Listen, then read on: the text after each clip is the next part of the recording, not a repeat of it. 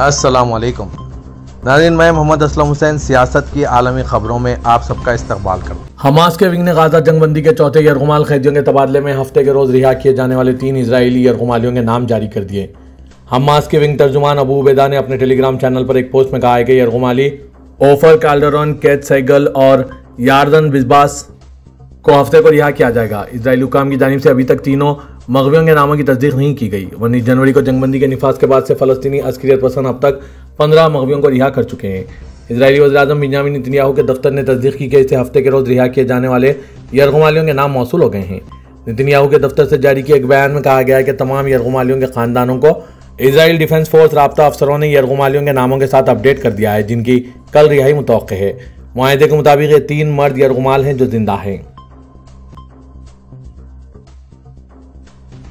फ़लस्तीनी पनाहगज़ीनों के लिए अक़वाम मुत्तहिदा के इदारे ने कहा है कि अगर गाज़ा में इसके इंसानी हमदर्दी के काम को रोकने पर मजबूर किया गया तो इससे इजराइल और हमास के दरमियान जंगबंदी खतरे में पड़ जाएगी।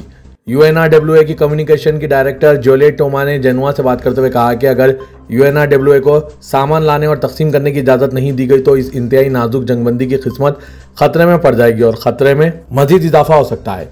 उन्होंने मजीद कहा कि फिलहाल गाज़ा और दीगर जगहों पर इसका काम इजरायली पाबंदी के बावजूद जारी है।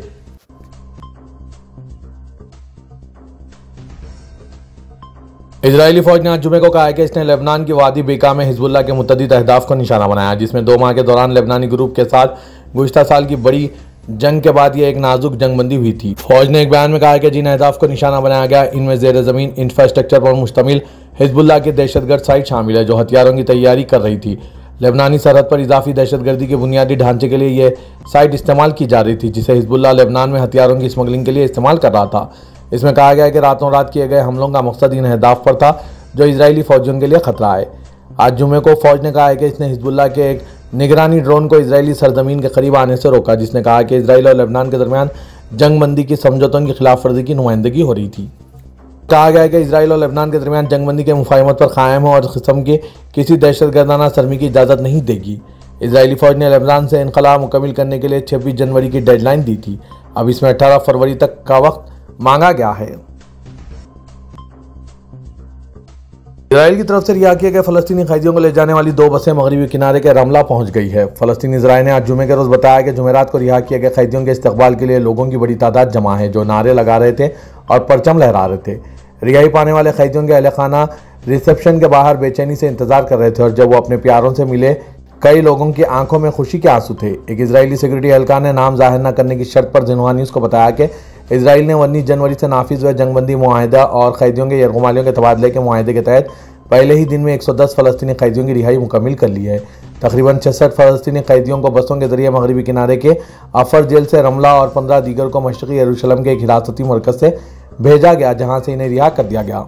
अफसरान ने बताया कि इजराइलियों के खिलाफ हमलों में मुलविस होने के इल्ज़ाम में पाने वाले कुल 29 कैदियों को मिस्र और दीगर ममालिक भेज दिया जाएगा। इजराइल के सरकारी कैन टीवी की खबर के मुताबिक इनकी रिहाई से कबल इजराइल की शानबेट की दाखिली सलामती एजेंसी ने इन्हें खबरदार किया था कि अगर उन्होंने अस्करियत पसंदाना सरगर्मियां दोबारा शुरू की तो इन्हें खत्म कर दिया जाएगा।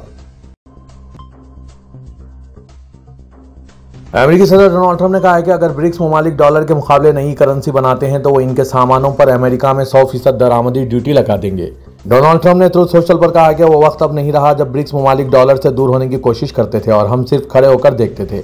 हम चाहते हैं कि ब्रिक्स ममालिक यह अहद करें कि वो ना तो कोई नई ब्रिक्स करेंसी बनाएंगे और ना ही किसी करेंसी को अमेरिकी डॉलर से बदलेंगे। बसूरत दीगर इन्हें 100% दरामदी ड्यूटी का सामना करना पड़ेगा। उन्होंने कहा कि बैनुल-अक़वामी तिजारत में अमेरिकी डॉलर को किसी दूसरी करेंसी से तब्दील नहीं किया जा सकता। डोनाल्ड ट्रंप ने कहा कि अगर वो चाहें तो कोई दूसरा मुल्क तलाश कर सकते हैं। इस बात का कोई इम्कान नहीं है कि ब्रिक्स बैनुल-अक़वामी तिजारत में या कहीं और अमेरिकी डॉलर को हटा सकता है। अगर कोई मुल्क ऐसा करने की कोशिश करता है तो इसे भारी दरामदी महसूलात का इस्तकबाल करने के लिए तैयार रहना पड़ेगा और अमेरिका को अलविदा कहना पड़ेगा। अमेरिकी सैनिक कौम ने ऐलान किया है कि दहशतगर्द तंजीम अल-कायदा से वाबस्ता हिरासुद्दीन बाद तंजीम के रहनुमाओं में से एक मोहम्मद सलाह जुबैर शाम में एक कार्रवाई में मारा गया। सैनिक कौम की जानिब से जारी करदा तहरीरी बयान में कहा गया कि 30 जनवरी को सैनिक कौम क़ुव्वतों ने शुमाल मगरबी शाम में अलकायदा से वाबस्ता हिरासुद्दीन दहशतगर्द ग्रुप की एक सीनियर शख्सियत मोहम्मद सलाहुद्दीन जाबिर को 7 फ़िज़ाई हमले के साथ हलाक कर दिया है। इस बात पर जोर दिया गया कि यह फ़िज़ाई हमला सैनिक कौम के अमेरिका, इसके इत्तेहादियों और शराकतदारों, शहरियों और फौजी एहलकारों के खिलाफ पूरे खित्ते और इससे बाहर हमलों की मनसूबाबंदी करने, मुनज़्ज़म करने और इनको अंजाम देने के लिए दहशतगर्दों को कोशिशों को नाकाम और बेअसर करने के अज़्म का एक हिस्सा थे।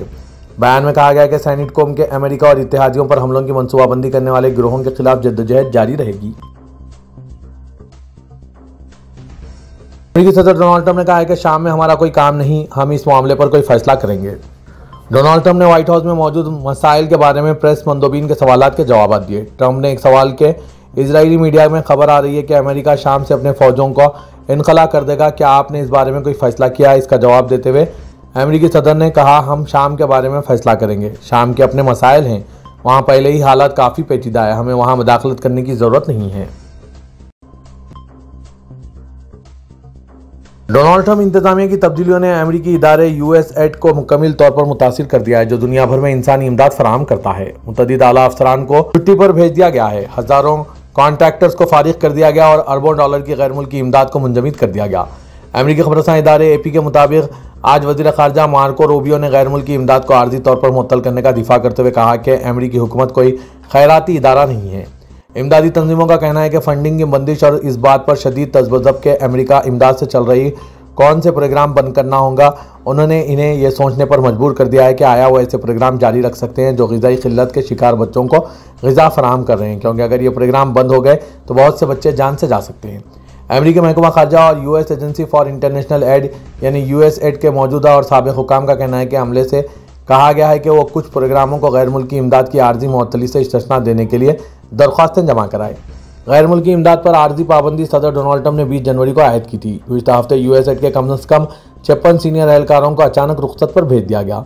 3 अहदेदारों ने बताया कि इनमें से ज़्यादातर वकला थे और इनका काम यह था कि वो इस बात का फैसला करें कि कौन से प्रोग्रामों को छूट दी जा सकती है। इन एहलकारों ने अपनी शिनाख्त जाहिर न करने की शर्त पर बात की कि क्योंकि इन्हें इंतकामी कार्रवाई का खदशा था। ट्रंप इंतजामिया के एक हुक्मनामे को इमदादी तंजीमों ने यह समझा कि यह गैग ऑर्डर है, जिसकी वजह से वो अवामी सतह पर बात करने से गुरेज कर रहे हैं। इन्हें खदशा है कि अमेरिकी फंडिंग से मुस्तकिल तौर पर हाथ धो बैठेंगे। यूरोपीय यूनियन के खुसूसी नुमाइंदे बराए बैनुल-अक़वामी पाबंदियां डेविड ओसुलिवन ने ऐलान किया है कि हमने रूस पर पाबंदियों का 16वां पैकेज तैयार किया है। डेविड ओसुलिवन ने रूस यूक्रेन जंग छिड़ने के बाद से चौथी बार कजाकिस्तान का दौरा किया और दारुल-हुकूमत आस्ताना में अपने राब्तों के बाद प्रेस ब्रीफिंग दी। कजाकिस्तान के हुकाम के साथ अहम पेशरफ्त होने की वजाहत करते हुए उन्होंने कहा कि यूरोपीय यूनियन का रूसी फेडरेशन के साथ कजाकिस्तान के सरकारी तिजारती ताल्लुकात में मदाखलत या इनमें किसी भी तरह से रुकावट डालने का कोई इरादा नहीं। उन्होंने इस तशवीश का इजहार किया कि कारोबारी दुनिया के कुछ नुमाइंदे पाबंदियों से बचने के लिए कजाकिस्तान को एक प्लेटफॉर्म के तौर पर इस्तेमाल कर रहे हैं। हम यहाँ पर यूरोपीय यूनियन और G7 ममालिक में तैयार करदा और रूस पर पाबंदियों की फहरिस्त में शामिल होने वाली मसनूआत की बरामदात की बात कर रहे हैं। हम इस तनाजुर में काज़िक हुकाम के साथ कायम हुए ताउन का खैर मकदम करते हैं। उन्होंने यूरोपीय यूनियन के रूस के बरखिलाफ पाबंदियों के 16वें पैकेज की तैयारी का भी जिक्र किया। बेलारूस के सदर अलेक्जेंडर लुकाशेंको ने रियासती सरहदी हिफाजत से मुतालिक करारदाद को मंजूरी दी। करारदाद को मंजूरी देते हुए लुकाशेंको ने कहा है कि यह फैसला बेलारूस की खुद मुख्तारी और सलामती के तहफ़्फ़ुज़ के लिए एक संजीदा कदम है। उन्होंने कहा कि सरहद पर हालात कशीदा हैं और तमाम सिक्योरिटी एजेंसियों को इस काम में शामिल किया जाएगा, क्योंकि सिर्फ सरहदी मुहाफिजों के लिए 3600 किलोमीटर तवील सरहद की हिफाजत करना मुमकिन नहीं होगा। बेलारूस की रियासती सरहदी कमेटी के चेयरमैन कॉन्स्टेंटिन मोस्टोफ ने वजाहत की कि 2025 में सरहदी सर्विस के तरजीही कामों में सरहदी अफवाज के निज़ाम को मजबूत करना, इन्हें जदीद हथियारों और मशीनरी से लेस करना और सरहदी मुहाफिजों की जंगी तैयारियों को यकीनी बनाना शामिल है। इसके साथ ही सरहदी मुहाफिजों को और दीगर इश्तियाल अंगेजियों का सामना करने के लिए पूरी तरह तैयार किया जाएगा। हरम शरीफीन शाह सलमान बिन अब्दुल अजीज आल सऊद ने अमेरिकी सदर डोनाल्ड ट्रंप को तैयारे हादसे के हवाले से ताज़ियती टेलीग्राम अरसाल किया है, जिसमें मुसाफिर तैयारा और फौजी हेलीकॉप्टर के तसादुम से हुई हलाकतों पर अफसोस का इजहार किया गया। सऊदी खबरसां NCSP के मुताबिक खादिम हरम शरीफीन शाह सलमान बिन अब्दुल अजीज की जानिब से अमेरिकी सदर को अरसाल किए गए ताज़ियती पैगाम में कहा गया है कि हमें वाशिंगटन में हुए हादसे की इत्तला मिली, जिसमें मुतअद्दिद जानें ज़ाया हो गई। हम आपसे और हादसे में मरने वालों के लवाकिन से ताज़ियत करते हैं। दूसरी जानिब वली है शहज़ादा मोहम्मद बिन सलमान बिन अब्दुल अजीज की जानिब से भी अमेरिकी सदर को तैयार हादसे में हुई हलाकतों पर ताज़ियती पैगाम अरसाल किया गया, जिसमें मरने वालों के लवाकिन से भी इजहार हमदर्दी की गई। बहरीनी डिजिटल गवर्नमेंट का कहना है कि मुख्तलिफ नौइयत की डिजिटल सर्विसेज में पैदा हुए तातुल आर्जी है, जो अपग्रेडेशन की वजह से हुआ। सबक न्यूज़ के मुताबिक बहरीन में डिजिटल सर्विसेज की अपग्रेडेशन और मेंटेनेंस की वजह से मुमलिकत और बहरीन के माबीन शाह फहद पुल पर इमिग्रेशन खिदमात किसी हद तक मुतासिर हुई, जिसकी वजह से सरहदी चौकी पर गाड़ियों की लंबी कतारें देखी गई। बहरीनी डिजिटल अथॉरिटी का कहना है कि सिस्टम को जल्द ही अपडेट करने के बाद मुकम्मल तौर पर बहाल कर दिया जाएगा। सिस्टम को अपग्रेड करने का मकसद फराहम की जाने वाली खिदमात के मियार को मज़ीद बेहतर बनाना है। वाज़ेह के हफ्तावार तातील के मौके पर सऊदी अरब और बहरीन के माबीन बड़ी तादाद में मुसाफिरों की आमदोरफ्त होती है। सिस्टम में हुए तातुल की वजह से पुल पर गाड़ियों की लंबी कतारें लग गई, जिसकी वजह से मुसाफिरों को काफ़ी देर इंतजार करना पड़ा।